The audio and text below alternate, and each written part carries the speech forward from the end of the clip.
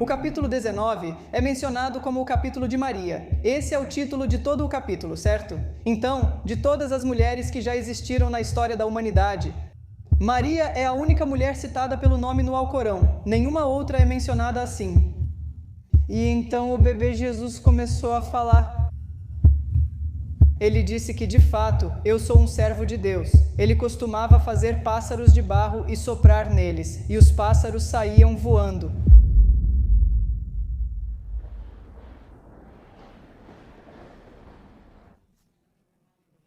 Começo em nome de Deus, o mais benevolente e misericordioso, e saúdo a todos com a saudação islâmica de paz. Vocês sabem, na apresentação de hoje, fui designado para falar sobre o tema dos fatos sobre Jesus e Maria no Alcorão. Então, um fato rápido que me vem à mente quando olho para muitos dos nossos irmãos e irmãs cristãos é o fato de que, quando nos cumprimentamos com a saudação de paz, Assalamu alaikum. Na verdade, estamos seguindo Jesus da Bíblia, porque ele costumava pregar e cumprimentava seus discípulos com a saudação de paz. Sim, alguns de vocês podem ficar surpresos, realmente, onde isso está na Bíblia? Está no Evangelho de João, capítulo 20, versículo 19.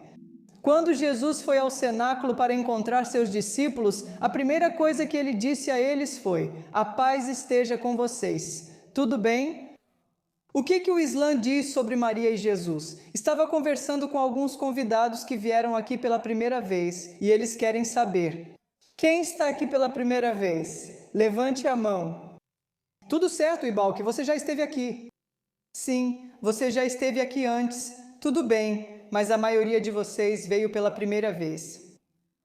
E você sabe, esse é um tema importante, e se alguém me perguntasse, Sabel, por que você escolheu esse tema? Eu diria que a maioria da população mundial acredita, honra e respeita Jesus. Você sabe, existem 2,2 bilhões de cristãos no mundo, ou pessoas que acreditam na Bíblia, e existem 2 bilhões de muçulmanos no mundo, certo? Então, 4,2 bilhões comparados à população de 8 bilhões no mundo. Então, a maioria de nós, em muitos aspectos, respeita, honra, ama e admira Jesus. Sabe, eu sempre digo que não posso ser muçulmano se não acreditar em Jesus. É um artigo de fé, você ficaria surpreso, não é? É um artigo de fé que eu devo considerar Jesus como um grande profeta. Então eu não posso ser muçulmano se não fizer isso. Além disso, às vezes a mídia não faz um bom trabalho, certo? Sabemos que a mídia é tendenciosa. Ela não retrata uma imagem verdadeira do Islã, do cristianismo ou de qualquer fé nesse caso. Então é importante que os crentes em um Criador se unam, trabalhem as semelhanças e de forma amigável discutam as diferenças. É importante e também é importante lembrar que o foco da fé islâmica não é Jesus, nem mesmo Maomé. Que a paz esteja com ele não é qualquer profeta. O Islã foca em Deus.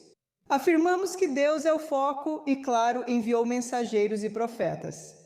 Então eu estava em Belém. Eu estava em Belém pouco antes da Covid e eles me levaram a muitos lugares. Você sabe, foi aqui que Jesus caminhou, foi aqui que ele pregou, foi aqui que ele orou, foi aqui que ele ascendeu. Então eles me levaram a muitos lugares quando estive lá. Então a história de Jesus não começa com o próprio Jesus, certo? Ela começa com Deus, porque nós dizemos que Jesus foi um profeta e Deus o enviou, ou Deus o designou para ser um mensageiro para o seu povo, para proclamar a unicidade de Deus. Então, bem rapidamente, vamos discutir o que é Deus no Islã, certo? Se eu perguntar a qualquer um de vocês essa pergunta, qual é o nome de Deus na língua árabe, o que vocês responderiam? Ok, todos vocês sabem essa, certo? Essa foi fácil. Espero fazer perguntas mais difíceis depois. Vamos começar com a fácil, certo? Assim como em outros idiomas, Deus tem nomes diferentes. Em espanhol é Deus, certo? E na língua de Jesus, qual era o idioma dele? Não era inglês? Ok. Aramaico? E qual é o nome de Deus nesse idioma? Como é que é? Sim, Allah, Ilah e Allah são termos bem próximos. Então, se você voltar 2000 anos atrás, por exemplo, se Jesus se referisse a Deus, ele teria dito a palavra Allah, a mesma palavra ou uma palavra semelhante na língua aramaica. Segundo a Enciclopédia Britânica, essa era a língua dele. Então, nós dizemos que Deus tem muitos atributos. Então, quando dizemos que Deus é Alá, não estamos adorando um Deus diferente. Isso é muito importante. Esse é um dos equívocos das pessoas. Quando dizemos que adoramos Alá, estamos adorando o mesmo Criador. Alá é o nome de Deus em árabe. Isso nos une, pois temos o mesmo Criador. Então, Alá não é apenas o Deus dos muçulmanos, do Oriente Médio ou dos árabes. Ele é o Deus universal, chamado de Alá em árabe. Então, ele tem muitos atributos maravilhosos. Nós dizemos que Deus é um, Ele é o Criador, Ele é o sustentador, onisciente, todo-poderoso, amoroso, misericordioso, perdoador, guia, criador. Isso é o principal, sabe? Se eu tivesse que falar sobre um tema importante do Islã, eu não falaria sobre nada além da unicidade de Deus. Isso é o mais importante, essa é a base do Islã. Então, eu acho que esse slide é o mais importante, eu diria. Então, nós dizemos que por amor à humanidade, Deus não desce e se torna um ídolo, um humano, um animal, ou as plantas, as árvores. Deus continua sendo Deus, e Ele escolhe entre os humanos mensageiros e profetas. Quiz número 2. Agora, isso é um pouquinho mais avançado, só um pouquinho. Cite 3 profetas mencionados no Alcorão, por favor. Jesus, certo? Essa é fácil para vocês. Eu devia ter pedido 10 profetas. Moisés, Jesus, Abraão, que a paz esteja com eles, e muitos outros. Então, o que dizemos é isso. Este slide também é importante. Nós dizemos que todos esses profetas estão conectados de uma forma muito especial. Certo? Então, aqui vem uma pergunta, que é de nível médio. Quem pode me dizer quem é o fundador do Islã e em que século? E deixa eu só fazer um aviso. É uma pergunta pegadinha, tudo bem? Quem é o fundador do Islã e em que século? Então ninguém pesquise a resposta no Google, ok? Ninguém está usando o Chart Generative Pre-Trained Transformer, a versão 4 do Chart Generative Pre-Trained Transformer. Tudo bem, podem responder, qualquer um. Ok. Ok, tudo bem. É uma pegadinha, você ganha 50%.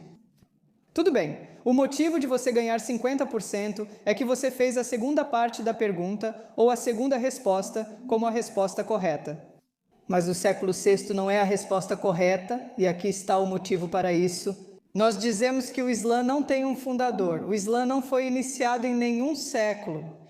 O que dizemos é que o Islã, como orientação, foi dado pelo Criador ao primeiro ser humano, Adão. O Islã, essa mesma crença, foi dada a todos os profetas e mensageiros. Você pode pensar, ok, o que é isso? Quando uma pessoa ou a humanidade se submetem a um só Deus, isso, em árabe, chama-se Islã. Então, esse conceito foi inicialmente dado por Deus ao primeiro profeta, o primeiro homem, Adão, e depois todos os profetas receberam essa mesma mensagem. Então, nesse sentido, dizemos que o Islã não é uma fé nova. O Islã é uma continuação da fé que foi inicialmente dada por Deus.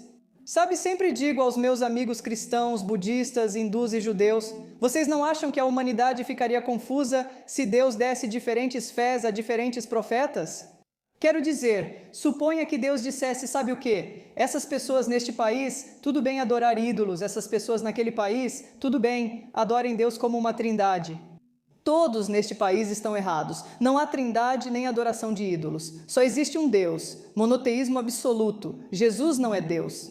Se Deus tivesse revelado 3 ideologias diferentes, haveria confusão. Portanto, afirmamos que Ele quer guiar e ajudar a humanidade. Deus não causa confusão, como diz a Bíblia. Afirmamos que Deus, desde o início, deu uma ideologia, uma fé e um modo de vida, a submissão a Deus. Em árabe, Islã significa isso. Portanto, não há fundador do Islã. Muhammad, que a paz esteja com ele, não foi o fundador.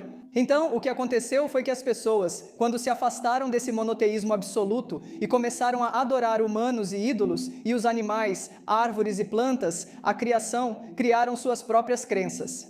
Deus passou a enviar mensageiros e profetas para trazer as pessoas de volta. Não adorem a criação, mas adorem somente o Criador. Então, adorar o Criador, submeter-se a um só Deus, em árabe, é Islã. Tudo bem, isso pode ter gerado muitas perguntas na sua mente, e nós vamos abordá-las, inshallah, se Deus quiser, na sessão de perguntas e respostas. Então, aqui estão algumas das passagens que falam sobre a unicidade de Deus no Alcorão. E uma passagem importante que quero destacar é esta aqui. Então, deixe-me recitar isso em árabe, depois eu vou... Bem, vocês podem ver a tradução ali em cima, certo?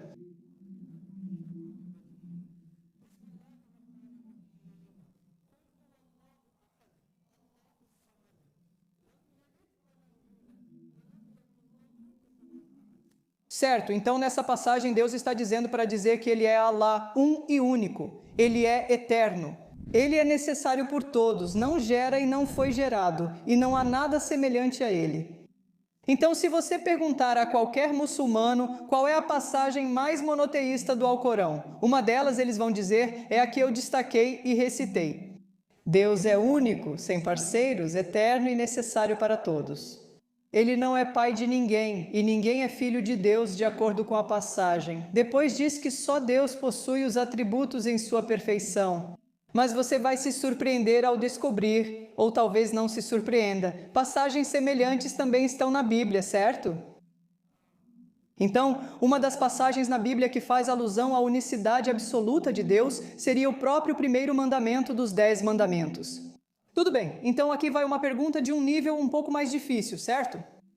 Me diga um dos 2 lugares onde os 10 mandamentos lhes são mencionados no Antigo Testamento. O nome do livro, o capítulo e o versículo. Mas sua mão baixou. Bom palpite, mas sabe de uma coisa? Você acertou os livros. Êxodo, esse é o livro, mas não o capítulo certo que você mencionou. Deuteronômio, esse é o livro, mas não o capítulo certo. Outra pessoa levantou a mão ali em cima, você mesmo. Ah, ele disse 20.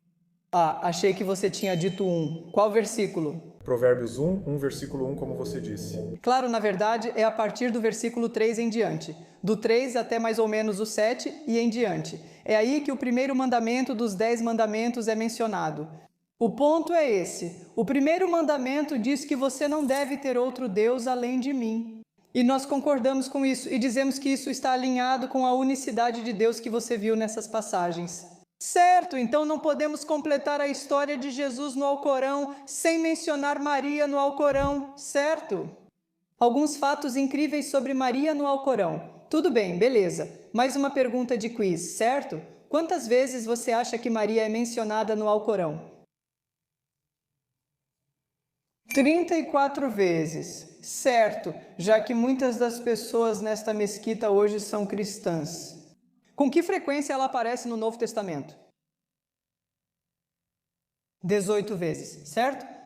Então veja a honra, o respeito que Deus deu a Maria e que os muçulmanos dão a Maria. O Alcorão tem 114 capítulos, cada um com um nome. Um deles é o capítulo de Maria. Então, uma pergunta de quiz para os muçulmanos aqui. Qual é esse capítulo? Qual o número do capítulo? Alguém está folheando o livro, você sabe, o Alcorão, para descobrir. Eu posso ver você. Capítulo 19. O capítulo 19 é mencionado como o capítulo de Maria. Esse é o título de todo o capítulo, certo? Então, de todas as mulheres da história da humanidade, Maria é a única mulher mencionada pelo nome em todo o Alcorão. Nenhuma outra mulher é mencionada pelo nome. Uau! E não só ela é mencionada com honra, respeito e prestígio. Na verdade, há um capítulo 3, versículo 42.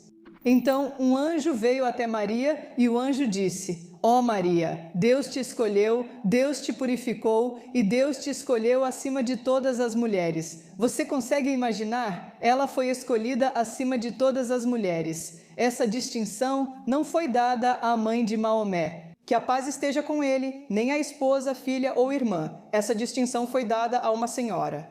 Entre aspas, a uma senhora judia, que veio 600 anos antes de Maomé, que a paz esteja com ele. Ele nunca a viu ou conheceu, mas ela é a única honrada como a melhor das mulheres. Então, digo aos meus amigos cristãos que isso indica que, se o Alcorão viesse da mente de Maomé, que a paz esteja com ele honraria sua mãe, esposa e filha. Por que honraria alguém de 600 anos antes dele, que nunca conheceu? Certo. Mais sobre Maria, certo? Um anjo apareceu para Maria e disse: Ok, olhe para isso. e mencionou Al-Muhammad na história no livro, a história de Maria. Quando ela se afastou de sua família para um lugar ao leste, e ela se isolou deles com uma cortina. Então nós, Deus, enviamos a ela nosso anjo Jibril, e ele se apresentou a ela como um homem bem apessoado.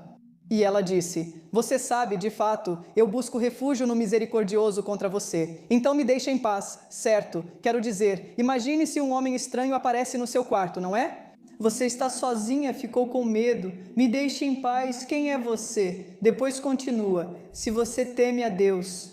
E ele disse: eu sou apenas o mensageiro do seu Senhor para lhe dar a notícia de um menino puro, um filho. E ela disse: como posso ter um menino se nenhum homem me tocou? Significa que ela não teve nenhuma intimidade e não foi impura. Ele disse: assim será, disse o seu Senhor. Isso é fácil para mim, para Deus, e Deus fará dele um sinal para as pessoas e uma misericórdia vinda de nós. É um assunto já decretado. Então ela o concebeu e se retirou com ele para um lugar remoto. Há uma passagem semelhante na Bíblia, certo? Eu li a Bíblia, algo parecido. Então essas são as boas novas que vieram de Deus para Maria. E então vamos ver o que acontece. O nascimento de Jesus. Então Maria, ela era virgem quando deu à luz. Mas ela estava realmente com medo de que, se levasse o bebê para o seu povo, eles iriam acusá-la, sabe? De adultério, fornicação, falta de castidade e tudo mais. Ela não tinha opção, pois não havia DNA, ultrassom, ressonância magnética ou tecnologia moderna. Ela estava com medo, não tinha escolha, então levou o bebê para o seu povo e eles começaram a apontar o dedo para ela e a acusá-la. Maria, como pode fazer isso? Vem de linhagem nobre, por que agiu assim? Nem é casada e tem um filho? Eles começaram a acusá-la. O que ela podia fazer? Ela ficou quieta. E então o bebê Jesus começou a falar. Uau, o primeiro milagre, né? O bebê Jesus começou a falar, e então eu vou chegar, você sabe, ao que ele realmente disse. Mas hora de um quiz. Já que esse é o primeiro milagre sobre o bebê Jesus falando, o que você acha que é o primeiro milagre de Jesus na Bíblia? O que foi isso? Primeiro milagre? Sim. Transformar vinho em água. Sim, transformar água em vinho, certo? Dizemos que esse foi o primeiro milagre de Jesus. O lugar que você vê aqui, eu visitei, certo? Presenciei vários locais históricos. E eles dizem que esse é o local real que as pessoas proclamam, onde Maria deu à luz a Jesus, aquele local ali em cima. Mesmo que não seja muito claro, mas é esse o local que eles dizem, certo? Eles começaram a acusá-la, como está no capítulo 19, versículo 30 do Alcorão. Então o bebê Jesus começou a falar e a defender sua mãe. E foi isso que ele disse. Ele disse que, de fato, eu sou um servo de Deus. Ele me deu uma escritura e me fez um profeta. E ele me fez abençoado onde quer que eu esteja, e ordenou que eu faça orações e dê caridade enquanto eu estiver vivo. Então essas são as primeiras palavras do milagre do bebê Jesus quando ele estava no berço. Isso é realmente importante, certo? Ele diz que é servo de Deus, que Deus o fez profeta e lhe deu uma escritura. Tudo bem? Então, quem são alguns outros profetas mencionados no Alcorão? Dizemos que Jesus foi um profeta, mas ele não foi o único profeta. Houve muitos profetas que vieram antes dele, e então há um profeta que veio depois dele. O nome dele é Muhammad, que a paz esteja com ele. Vocês sabem, alguns de vocês olhando para este slide vão se surpreender ao ver que muitos deles também podem ser encontrados no Antigo Testamento. Vocês sabem, aqui vocês têm os nomes em árabe e depois têm os nomes em inglês, como podem ver no Antigo Testamento, certo? Por exemplo, Isaac é Isha, Ismael é Ismael, certo? Abraão é Ibrahim. Então, esses são nomes árabes. Se você ler em árabe no Alcorão, pode ver nomes semelhantes apenas na língua árabe. Um fato incrível sobre esse slide é que nós, muçulmanos, amamos todos esses profetas a tal ponto que damos aos nossos filhos os nomes desses profetas. Então, eu tenho 2 filhos e uma filha. Os 2 filhos que eu tenho, o mais velho, ele se chama Ibrahim, em homenagem a Abraão. O segundo, que tem 10 anos, se chama Yusuf, em homenagem a José. O filho do irmão Akram, O nome dele é Sauli, que também é o nome de um dos profetas. E temos muitos, você sabe, Moisés na comunidade muçulmana, muitos Jesus na comunidade muçulmana, certo? Jesus significa isso na língua árabe. Então, um fato impressionante desse slide é que existem mais muçulmanos com nomes de profetas judeus do que todos os judeus do mundo juntos. Pense sobre isso, Dr. Taylor, deixe-me repetir, existem mais muçulmanos com nomes de profetas judeus do que todos os judeus do mundo juntos, certo? Pense sobre isso. Isso mostra as semelhanças e mostra, sabe, que existem tantas maneiras de começarmos e construirmos pontes com esse tipo de fato incrível, incrível. Certo, todos esses mensageiros e profetas, como pode ver. Nós dizemos que Jesus recebeu revelação, e esse recebimento da revelação de Jesus também é mencionado em Marcos, capítulo 1, versículo 14. E Jesus foi a Galiléia pregar o evangelho de Deus, tornando-se seu porta-voz, certo? Jesus recebeu revelação e acreditamos nisso. Dizemos que todo profeta tinha conexão com o Criador. Então dizemos que Jesus recebeu uma escritura, assim como Moisés, Davi e Abraão antes de Jesus. E então dizemos que a última escritura foi dada a Maomé, que a paz esteja com ele. Assim como existem o Antigo e o Novo Testamento, dizemos que o Alcorão é o último testamento. Certo, então uma escritura foi dada a Jesus. Certo, e quanto aos milagres de Jesus? Então, deixe-me resumir rapidamente em cerca de 5 minutos. Depois queremos responder ao máximo de perguntas. E os milagres de Jesus? O primeiro milagre foi que ele falou quando era um bebê, mas há outros milagres, como você pode ver aqui. Ele fazia pássaros de barro, soprava neles e eles voavam. Imagine só, né? Você tem um pássaro de barro, sabe, um objeto inanimado, e ele soprava neles, e os pássaros saíam voando. Ele costumava ressuscitar pessoas dos mortos, curar os leprosos, os cegos e os doentes. Após cada milagre citado, Deus afirma que era por sua permissão e poder que Jesus realizava esses milagres. Deus quer evitar que as pessoas adorem Moisés, Abraão e Jesus por causa de seus milagres. Deus quer garantir que o poder de realizar milagres não vem de Jesus, Moisés ou Abraão, que a paz esteja com eles. O poder vem do Criador, por isso devemos nos voltar a Ele. Nós, muçulmanos, devemos focar no Criador. Muçulmanos devem adorar apenas o Criador de toda a humanidade e criação, não humanos, ídolos ou animais. Então esse é um slide realmente importante. Qual é a principal mensagem de Jesus? Segundo o Alcorão, ela está no capítulo 3, versículo 51, certo? O árabe é assim.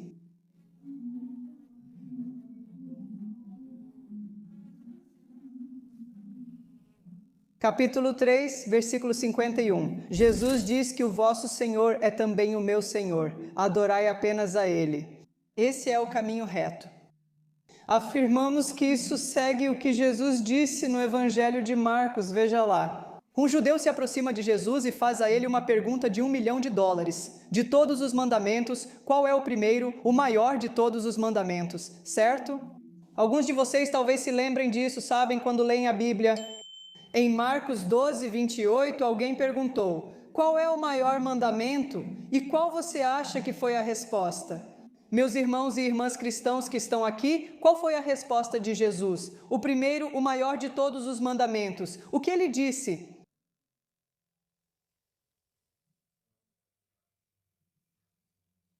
O que foi isso? Ame o seu Deus.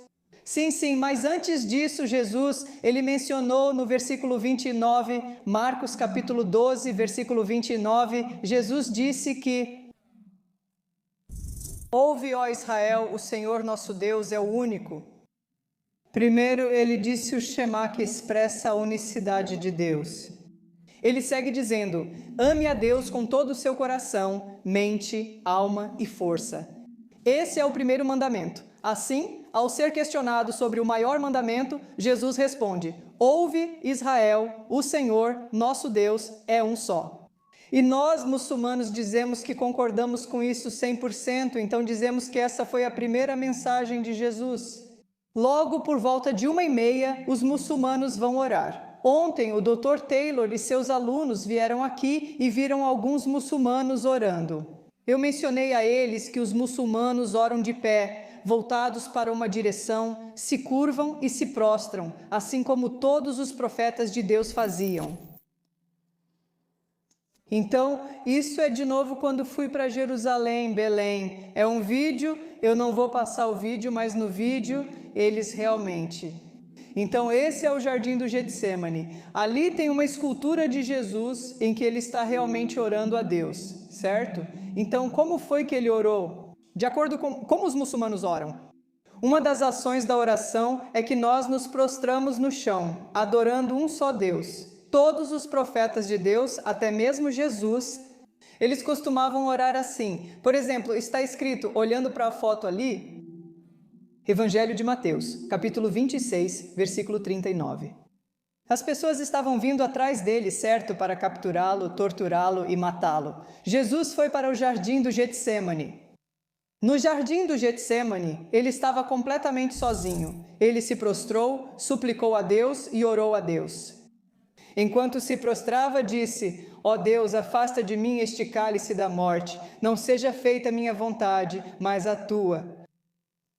E nós oramos da mesma forma que Jesus orou, e então olhamos para o Antigo Testamento, todo profeta costumava orar da mesma maneira. Por exemplo, Abraão, que a paz esteja com ele, é citado no livro de Gênesis.